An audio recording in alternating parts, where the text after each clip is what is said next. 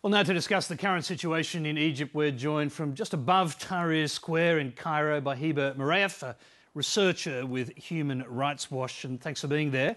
The military is saying it can't guarantee security for next week's parliamentary elections. How likely are they to go ahead, do you believe? Well, I think that's something that will become very clear in the next 24 to 48 hours. Some political parties yesterday put out a call for the elections to be postponed by 2 weeks. This would be very possible because the elections are due to be held over 3 rounds anyway until early January. So that for them would be a compromise situation. On the one hand, it will allow the military to deal with the current political crisis of hundreds of thousands of people being out on the square every night with a specific set of demands for guarantees of a transition, because they don't believe that the elections in and of themselves will be enough of a guarantee of a transition to civilian government.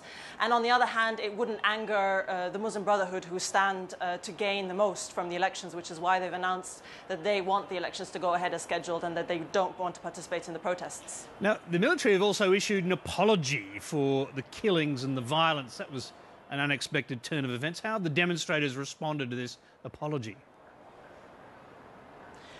I don't think this apology resonated very strongly with protesters.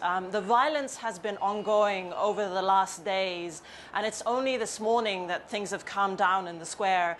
And while the generals were making various statements over the last days about the fact that they were not involved in the violence, the fact that they want elections to go ahead as scheduled, a speech 2 days ago from Field Marshal Tantawi, all of these military statements failed to address the violence at the time. They failed to order a cessation to the excessive use of force by the police. And just to point out that the police is fully under the command and control of the military at the moment, and the military has absolute decision-making power on this.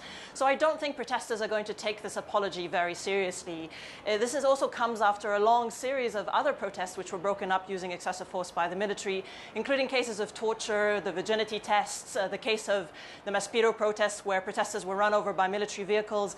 None of those other incidents have been investigated so far, and nobody's been punished for them. So the apology shows that the military is feeling the pressure, but it is not yet responding in a way that protesters expect or that the human rights community is calling for in terms of respect for the rule of law and promoting accountability and a breaking with the abusive practices that they've been ordering so far. I'll come to a few of those incidents in a little more detail in a moment, but the protesters have been calling for an independent investigation, in fact, a civilian investigation of this violence and the killings by the military, by the public prosecutor, the Office of the Public Prosecutor. Will that happen? Well, this is part of the battle in a sense, because the problem is that so far any incident of torture or use of force or killing that involved a military officer would immediately go to the military justice system. The military's used the military justice system over the last 9 months, and 12,000 civilians have already been tried by military courts. So that's been its preference. It's also meant that it will allow for impunity for military officers because it can shield military officers from a genuine prosecution. This is why the main demand is for the civilian authorities, the Office of the Public Prosecutor, to be involved in conducting the investigation. In terms of the involvement of Ministry of Interior officers, that falls fully within the jurisdiction of the Office of the Public Prosecutor. But the involvement in military officers who went into Tahrir Square on Sunday afternoon, and there's footage of military officers beating protesters and dragging lifeless bodies along the ground on Tahrir Square, that is the key question about whether or not civilian authorities will be able to summon those military officers for questioning, to summon their commanding officers, to question them on what kind of orders they gave that day, and to actually punish them, because that would be unprecedented and I think would break from the position above the law that the military set up for itself and wishes to maintain in terms of its own immunities. Yes, there's also been evidence, at least from witnesses, that some of the officers were calling for their own troops to shoot at the heads of the protesters. Indeed, some of the autopsies of people slain by the military have shown other rather disturbing signs, including that they've been shot in the top of their heads, which indicates possibly snipers have been used to pick out individuals in the crowd. Is there much evidence of that? Well, yes. So I was at one of the morgues in Cairo, the Zinhum morgue, where 22 bodies had been brought in that day who'd been killed as a result of live bullets. This is a very serious escalation of the use of force. We know that rubber bullets and rubber pellets have been used and used illegally because shot at the head as opposed to at the legs or in front of the people on the streets. And that's caused a high number of injuries. But the spike in the death toll from Sunday evening to Monday was caused by the use of live bullets. And that must form a key part of the investigation.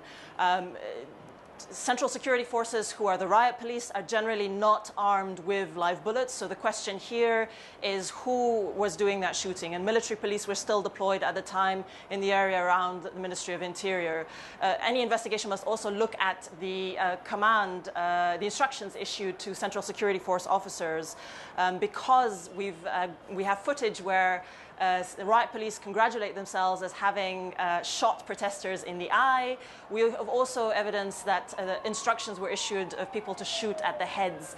And at this point, with a high number of eye injuries that we have, proportionally speaking, it's clear that there's a policy to shoot at people's heads, which fits in with a broader continuation of excessive use of force over the last days. And it's clear that force is being used in a punitive way at this point, and not to control crowds or to provide security for the building of the Ministry of Interior. Now, along with this kind of violence and repression, there's been another disturbing development, that is attacks on the free media. Now, we've just heard, for example, the US-based Egyptian journalist Mona El-Tahawi has just been released from detention. She's been tweeting that while in detention she was abused physically, that is beaten, and also sexually abused. This is what she's saying at the moment. First of all, you could reflect on that, but how much pressure are journalists being put under at the moment? Journalists are under a lot of pressure, and especially in these last few days. This is very reminiscent of what happened back in January when hundreds of international journalists and Egyptian journalists were arrested, many of whom were beaten. And it's important to remember that at the time it was the military that was conducting all of these arrests. So what we've seen over the last few days is many cases of Egyptian and international journalists being arrested, many cases of protesters being arrested and subsequently beaten. It is the police in many cases that is responsible for the beatings. They're held in Central Security Force camps, released after prosecutors see them and question them. But in the period before they're actually brought to prosecutors, this is the most dangerous moment for abuse.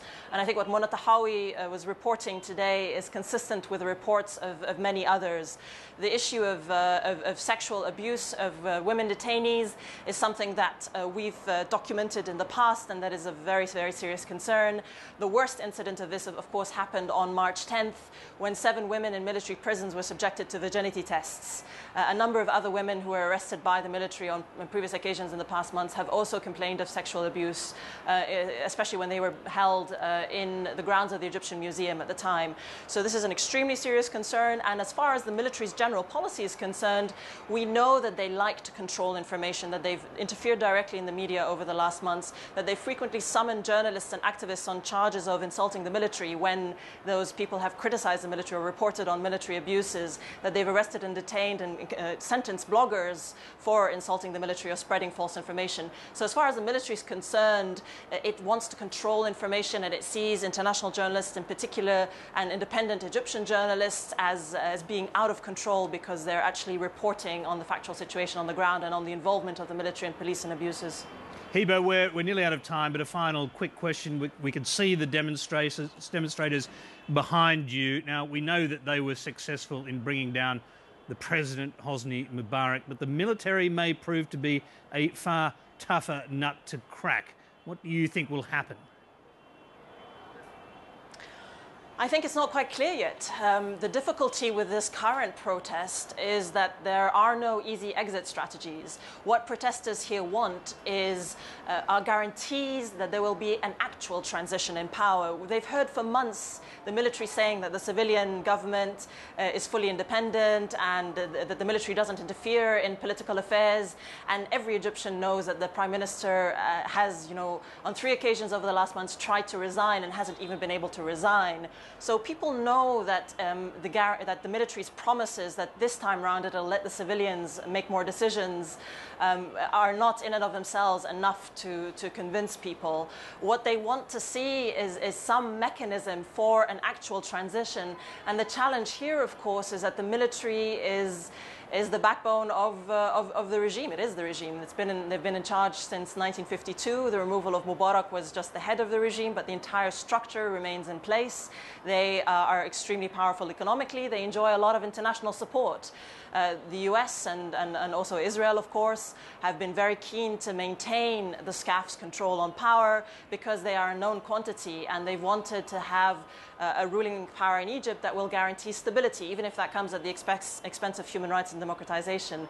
So I think it is a very challenging situation, and the only way out of it is if there is enough consensus among civilian forces, among all the new political parties and presidential candidates and other senior politicians, to find a mechanism which would involve a lot of these independent voices who've been criticizing military rule over the past months. Because the military is in a corner at this point. It has to deal with this protest. It's just not clear that it's listening yet. At the press conference today, they said again that the people have absolute trust in the military and that there is nothing to worry about. And I think their rhetoric needs to evolve a lot more before we actually see a solution that will satisfy protesters in the square.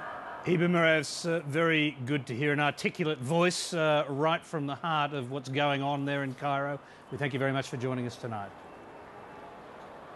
Thank you.